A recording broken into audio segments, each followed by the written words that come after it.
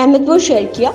سماجی کارکن اور سینئر صحافی جان محمد چوہان کی ہمشیرہ سہیل منظور راشد منظور کی والدہ اور منظور احمد خان کی اہلیہ مرحومہ کی احصال ثواب کے لیے قرآن خوانی کی محفل شالیمار ٹاؤن احمد پور شیرکیہ میں منعقد ہوئی۔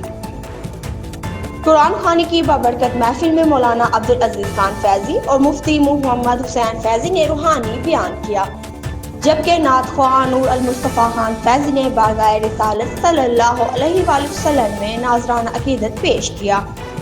محفل میں ممبران امن کمیٹی، صحافی برادری، سماجی، سیاسی اور عوامی شخصیات سمیت چوہان برادری کی افراد نے کثیر تعداد میں شرکت کی۔ مولانا عبدالعزیز خان فیضی نے مرحومہ کے درجات کی بلندی اور مغفرت کے لیے خصوصی دعا کروائی۔ اس موقع پر دوست احباب، عزیز و اقارب اور مختلف شعبۂ ہائے زندگی سے تعلق رکھنے والے افراد نے جان محمد چوہان، سہیل منظور اور راشد منظور سے دلی افسوس اور تعزیت کا اظہار کیا۔